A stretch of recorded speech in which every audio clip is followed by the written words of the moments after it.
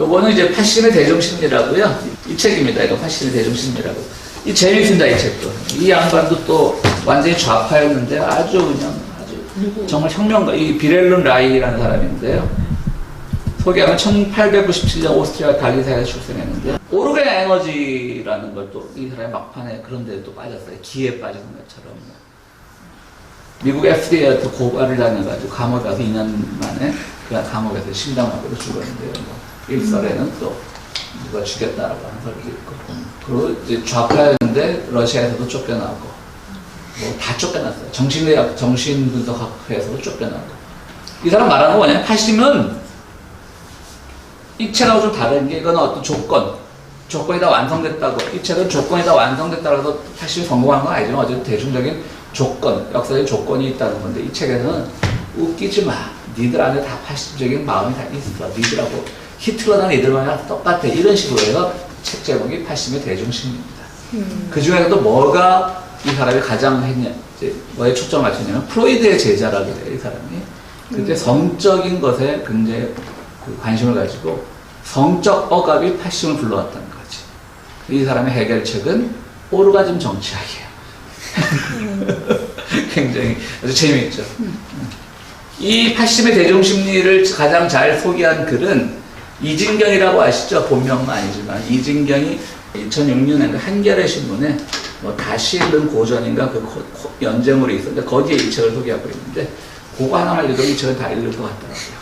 그거 읽어보시고 권하고 잠깐만 몇 가지 중요한 걸 말씀드리면 자발적 파시즘의 원인이죠. 히틀러에 대한 맹신으로 상징되는 당대의 비합리성을 대중들이 스스로 욕망에 대한 이유를 가장 먼저 지도자와 대중들의 성격 구조가 서로 유사하다는 점에서 이 라인이 찾고 있습니다. 그러니까 히틀러나 너는 나 똑같지 뭘 무슨 사회 조건이 뭐 있냐 그런 거죠. 히틀러가 대중을 속였다기보다 히틀러와 마찬가지로 권위주의적이고 자유를 두려워하는 성격 구조를 갖고 있었던 대중들이 히틀러를 승인했다고 보는 것이 훨씬 설득력있습니다. 히틀러와 대중들이 공유했던 성격 구조의 발생을 설명하기 위해 권위주의적 가족 이데올로기, 인종이론으로 대변되는 민족주의적 국가, 성의 억압 경향에 주목하고 있습니다. 자연스러운 성에 대한 도덕적 억압이 일반적인 사고까지 억압하고 비판 능력까지 무력화시킵니다. 이걸 보니까 조금 저는 한국 사회가 파시즘으로 가지는 않겠구나. 지금 한국 사회 요즘 젊은 사람들의 성 담론을 보면 뭐 제가 즐겨 듣는 뭐 매블쇼 같은데 그 뭐 연애 코너 이런 거 보면 굉장히 아주 우리 때랑 틈새도 안 되게 정말 아주 개방적이고 보기 좋더라고요. 이렇게 자신만만한 것이. 우리 세대만 해도 성 담론은 남자들이 술 먹으면서 키득거리는 정도의 수준이었는데 지금 모두가 자신있게 보기 좋더라고요. 한국은 저 도덕적 억압이 없으니까 파시즘에 성공 못할 것 같아요. 그렇죠? 그래서 이제 파시즘을 통해서 이제 올가족을 나도 느끼는데 그러지 말고 그냥 올가족을 느끼게 해주자. 성욕에 대한 도덕적 억압의 목적은 고통과 모욕에도 불구하고 권위주의적 질서에 적응하는 맹종의 인간을 만드는 데 있었다는 거죠. 그래서 라이는 자연스러운 성의 해방이 모든 파시즘을 배격한다라고 이렇게 주장을 했습니다. 대단하죠. 이분이 1897년생인데 30년대에 이런 주장을 했다는 거예요. 대단한 거죠. 아무리 유럽이라도. 그렇죠? 생물학적 활동 욕구가 충족되고 발전할 수 있는 방식으로 노동을 설계해서 성적 에너지를 노동에 대한 관심으로 자연스럽게 승화시킬 수 있도록 하는 노동민주주의를 주장한다고 합니다. 바로 데모크라티에. 노동을 많이 하면 뭐 성적인 거를 생각하는 버릇이 없죠. 오히려 히틀러는 가족 형성을 위해 노력하는 것이 여성의 숭고한 과업이라고 말했고요. 괴벨스는 어머님은 우리 민족을 다시 앞으로 이끌 힘을 만들어내는 가족 생활의 수호자다. 이런 말들을 했다는 거죠. 그리고 이제 가톨릭 교회가 또 굉장히 이제 이런 그 히틀러나 이런 사람들의 그 여성과는 엄청 이제 후원을 했다는 거죠. 이제 이런 걸 이어받은 게 개신교에서 한동안 무슨 어린애들 모아다 놓고 뭐 순결 서약식 이런 거 하고 그랬어요. 예전에 한 10년 전에 우리 교회에 있던 그 여자 전도사님이 오늘 애들이 뭐 꽃을 달고 나오고 그래. 이제 애들 예배를 뭐 했냐, 순결 서약식 했다는 거야. 그냥 혼을 내놨는데 아직도 이 양반이 왜 혼난지 모를 것 같아. 이건 하나의 그 파쇼거든요, 이거야말로. 왜 그 개인의 어떤 그 성적 에너지를 그야말로 교회 이름으로 개입을 하냐는 거지. 그야말로 순결 이데올로기 이런 걸 가지고. 한국 카톨릭 교회는요, 그 이제 봉헌할 때 그 전례 중에서 봉헌할 때 이제 그 포도주하고 성체하고 성혈을 갖고 들어가서 제대에다가 이제 사제한테 주거든요. 근데 그때 한국 가톨릭 교회는 특히 꼭 부부를 시켜요. 결혼도 안 한 것들이 지네들은. 그 굉장히 그 미사 드릴 때마다 저는 되게 불쾌하더라고요. 그러니까 그 가족. 미국 교회는 안 그래요. 미국 가톨릭 교회는 가서 미사 드리면 주일날 가도 뭐 가족끼리 나와서 해라 이런 거는 이제 필리핀 사람들, 필리핀 주임 신부님 있는 교회 가면 그렇게 해요. 근데 다른 교회, 미국 다른 교회 가면 그런 짓을 안 해. 근데 한국 교회하고 한국 신부들하고 필리핀 신부님들은 좀 하더라고. 여전히 하더라고. 숨겨 있는 이데올로기가 다 80에서 나온 거죠. 사실 고려 시대가 훨씬 더 성이 개방적이었거든요. 조선 시대 오면서 오히려 유교 파시즘이야말로 그 연령원이 말이 됩니까? 근데 성을 억압해도 파시즘이라 그러고 네. 근데 자기가 대중들의 지지를 얻으려면 성을 좀 풀어줘야 되는 거 아니에요? 전두환이 무슨 섹스 갖고 이렇게 국민들 뭐 그거 했듯이 그러니까 그것도 파시즘이고 그러면 결국은 이것도 파시즘 저것도 파시즘인 것 같은데 전두환이 한 그런 거는 되게 전략적인 거죠. 가정이나 이런 거에 대해서는 전혀 흔들지 않으면서 사이드로 전략적으로 그거를 이용을 한 거지. 근데 그런 거 아닐까요? 그러니까 성을 억압하는 것과 남용하는 것, 그러니까 아까 전두환 얘기를 했는데 그런 파쇼 정권에서 3S를 갖다가 어떤 도구를 사용을 하잖아요. 그런 것들은 어떤 건강한 성의 뭐 해소라기보다는 제가 느끼기에는 어떤 남용, abuse라고 생각이 되거든요. 그러니까 abuse나 아니면은 완전히 그 컨트롤하려고 하는 것이나 그 종이장의 겉과 the other side처럼 거의 같은 것이라고 느껴지거든요. 예. 그 제가 느끼기엔 뭐냐면 자기와 반대되는 의견이면 무조건 파시즘이라 그런 거야. 파시즘하고 이 성의 억압이 연결이 되려면은 기본적으로 위계나 우열이 그 안에서 생성이 그렇죠, 되는 맞아요. 거잖아요. 그렇지. 그러니까 가령 안티페미니즘은 파시즘으로 갈 수 있는데 페미니즘은 파시즘으로 갈 수가 없죠. 위계가 없으니까. 근데 위계가 제 없으니까. 생각에는 파시즘은 어디에도 다 적용할 수 있을 것 같은데 파시즘은 결국 뭐냐면 내가 볼 때 지금 대중민주주의 어떤 우리 공화국이 되면서 어쩔 수 없이 생기는 내가 볼 때 사이드 이펙트인 거예요. 왜냐면은 우리가 표를 얻어야 되잖아.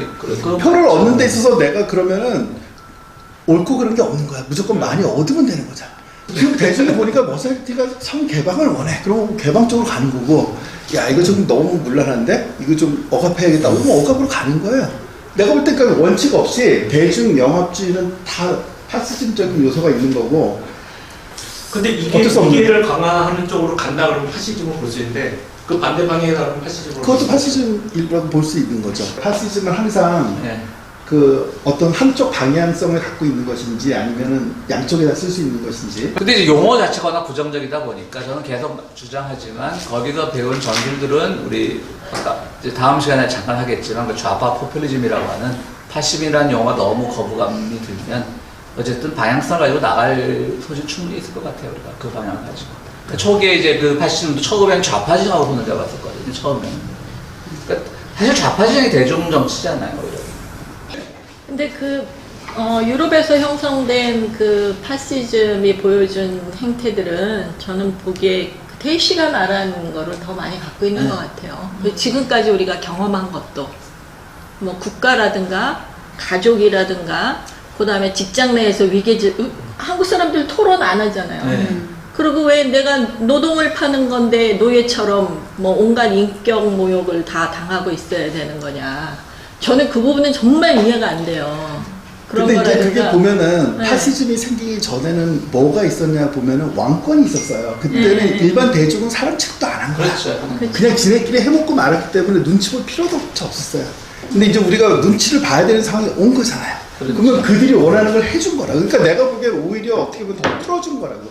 그러니까 위계 질서 쪽으로 가는 게 아니라 그거는 이 단어가 갖고 있는 나쁜 그런 그런 뉘앙스 때문에 거꾸로 거기다 적용하는 것이지 원래는 대중적으로 퍼지다 보니까 파시즘이 생긴 거 아닌가 저 그렇게 생각을 해요.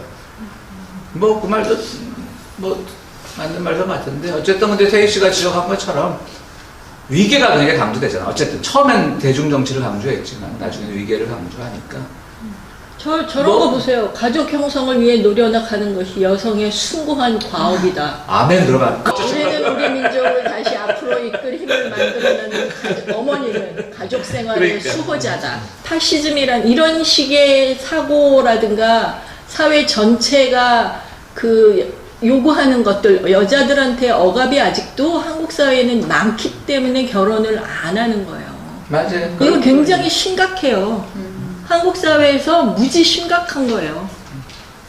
저런 식의 어떤 여성, 어머니의 가치로 사람을, 지금은 뭐라 그랬지? 인구 가족부로 바꾼대요. 여성부를 없애고, 그 인구 가족, 줄어드는 인구를, 그거를 획기적으로 늘리는 방향으로 이제, 그래서 사람들이, 그건 정말 진짜 윤석열이 머리에서나 나올 딱 그 수준의.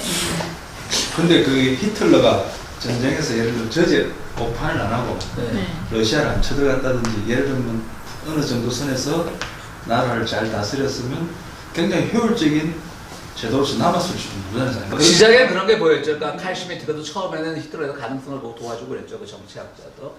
근데 유대인 문제가 너무 컸어요. 유대인은 너무 많이 죽었어요. 그게 너무 컸어요. 근데 실질적으로도 또 역사적으로는 그러니까 그게 부차적이고 사실은 유태인을 나중에 그러니까 좀 잘못된 실체로 이야기하는 사람들이 있더라고요. 그러니까 처음부터 죽일 생각이 없었는데. 아, 그거 지난번에 우리 처음에 러시아로 밀리다 다 보니까. 쫓아내려고 그랬는데 그래서 러시아를 쳐들어갔는데 러시아를 실패하니까 제약이 안 되니까 이 자반은 놓고 돈은 많이 들고 하니까 다 죽여버려요. 그러니까 뭐 저는 봐도 지금 말씀하신 것도 그런 이제 효율성 같은 것 점에서는 우리가 너무 자유주의 정권 안에서 우리가 자유주의인지 리버럴인지 좌파인지 구별도 안 되는 용어 속에서 우리가 한쪽 편을 들고 살아왔는데 효율성이 떨어지잖아요. 그죠? 어떻게 하면 진보 정권은 좀 이렇게 상대방을 이렇게 압도하고 카리스마적으로 접근할 수 없을까라는 생각도 한번 해보게 되고요. 아니 그 투표를 해준 지지층이 그거를 바라는 건 아닌데 올라가기만 하면은 왜 그렇게 벌벌 기는지 그러니까. 그 우러러보는 것 같아 걔네들은. 지방선거 때문에 뭐 검찰 그 뭐라 그러죠? 그 수사권 기소권 네. 제기하는 거 그것도 또 뭐 여론 본다고. 지금 그 계속 우리가 선거 한 5번 이겼잖아요. 아까 말씀드린 쿠바에서 우리가 이겼어요 할 때부터 그다음 문재인 됐지 또 총선에서 이겼지 지방선거 이겼지 계속 보여주는 건 뭐냐 문재인 정부가 요번에 이겼지만 다음 선거가 있으니까 그때까지 또 미뤄두고 다음에 이기면 미뤄두고 다음에 이기면 미뤄두고 하다니까 이런 사단이 안 돼. 그러니까 같은 편인 것 같아 이 새끼들. 그 이제 그 본래 그 뭐 한쪽에서 뭐 다 역사적으로 그런 검증은 뭐 정확히 했는지 모르겠지만 사실은 독일군이 점령한 지역에서는 강간 사고 같은 게 없었다고 그랬죠. 근데 미군이 2차 대전 때 미군이 점령한 곳에서는 강간 사고가 많았다고 그랬죠. 그리고 처음으로 그러니까 우리가 지금 이제 우리가 뭐 종군 위안부 사건, 정시대 사건 그거 문제 삼을 때 우리가 또 내부적으로 우리도 한번 살펴보자고 한 게 미군 소위 말하는 양공주, 양색시 개념 그것도 사실은 한국 정부에서 인정을 해준 거잖아요. 동두천 이런데 그 집창촌을 만들어주고 그것도 어디서 생겼냐면 미군이 2차대전 중에 만든 거거든요. 그러니까 지금 우리가 그 사창가를 홍등가라고 붉은 등이 켜져 있어서 홍등가라고 부르는데요. 본래는 그게 두 종류였습니다. 하나는 푸른 혈 청등가가 있었고 홍등가가 있었습니다. 홍등가는 사병들이 가는 데였고요. 청등가는 장교들이 가는 데였어요. 근데 지금 홍등가라는 말만 남았죠. 그때 미군 부대, 미군 기지 같은 데서는 약간 붉은 불과 푸른 불을 켜놓은 거죠. 재밌는 게 하나 있습니다. 2차 대전 중에 그 홍등가나 청등가를 출입하는 군인들에게 콘돔을 나눠주는데요. 그때마다 콘돔이 이렇게 지금처럼 보편화되어 있지 않을 거 아니에요. 누구에게 나눠줬게요? 장교 총등가에 아니면 홍등가에? 홍등. 그럴 것 같죠. 홍등가에 홍등가에 나눠줬어요. 왜냐? 그게 이 엘리트에 대한 묘한 그런 거예요. 장교들은 지들이 알아서 성병 관리 잘 하겠지. 저 무식한 사병들이나 콘돔 끼워야 이거야. 그러니까 얼마나 말이 안 되는. 그랬었겠죠. 요새 그래서 그 한국에서는 그게 이제 국가가 자행한 폭력이다. 보상을 해야 된다고 그래갖고 그 운동하고 조직하고 하더라고요. 지금 뭐 그 당시에 그 기지촌 출신의 여성분 두 분인가 계속 하고 있죠. 여성단체에서 어렵게 이제 발굴해내서. 그래서 혼혈 아들 여기에 그냥 그 시민권. 시민권 네. 주는 그 저도 깜짝 그것도 놀랐어요. 했죠. 진짜. 네. 옛날에 그 어느 보이그룹이었는데 그룹 이름이 좀 뭔데 거기 흑인 애가 하나 있었어요. 네. 그 중에 다른 그룹에는 그걸로 유명하지. 술은 먹었지만 술을 먹고 운전대 잡았는데 음주운전을 안 했다라고 그만한 애가 있었던 보이그룹에 흑인 애가 하나 있었는데 걔는 정말 영어 한마디도 못해요. 근데 걔는 그야말로 더 특이한 게 엄마는 필리핀어고 아버지는 흑인 병사였는데 얘는 한국에 아무 영어가 없는데 둘 다 버리고 와서 얘는 한국어로 자란 거예요. 그런 애도 있더라고요. 기억나시죠? 흑인 하나, 보이그룹에 하나 있었어요.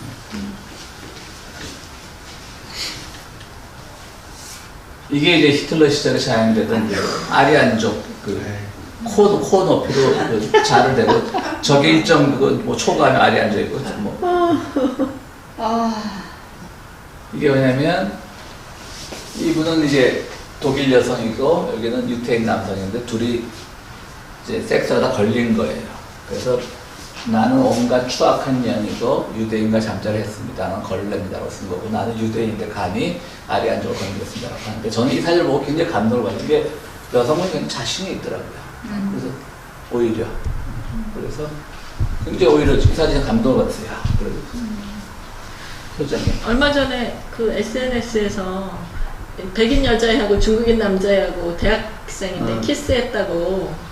요즘도요? 네, 불과 뭐 한 두 달 전쯤에 있었던 일이에요. 그래갖고 백인 남자애가 그걸 올렸어요. 그 사진을 보고 정말 광분을 해갖고 어떻게 백인이 중국인하고 키스를 할 수 있냐고.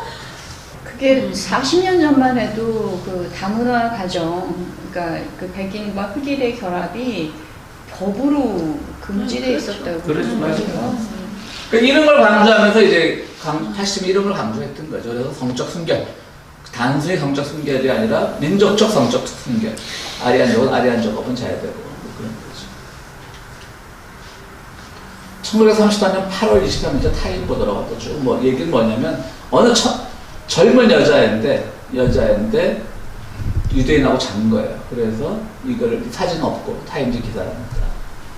그래서 이제 이 팻말 아까 그 여성분처럼 팻말을 걸고 나는 뭐 작년인가 이걸 하고 돌아다녔던 거죠. 근데 이제 아까 그 여인하고 달리 좀 청소년이었던 모양이에요. 그러니까 좀 창피하니까 또 걷기 힘들고 쓰러지면 그 친구들이 그쪽에 이렇게 해서 고개 쳐들게 하고 이렇게 했다는 거죠. 가부장적 권위주의에서 성과 정숙함. 가부장적 권위주의예요. 성과 정숙함. 남성들에게는 정숙함을 강조하는 여성들에게만. 여기 보면 당시 독일 공산당은 당신의 몸은 당신 것이다라는 9월에 여성의 성적 자기결정을 주장하며 이 조항을 폐기시키라고 있었습니다. 30년대 당신의 몸은 당신의 것이다. 그걸 공산당이 제일 처음 말한 거예요. 당신의 몸은 국가 것도 아니고 남편 것도 아니고 당신 거야 라고 하는 것은. 두 번째, 세 번째 아이가 태어난다면 공핍이 시작될 것이며 임금은 오르지 않는다. 그래서 계속 이제 산모들의 편을 들어줬는데요. 그러나 여성표는 순수한 모성을 주장하고 있던 나치당의 표를 몰아주는 그렇게 결론이 났다고 합니다. 오늘 이만 수고들 하셨습니다.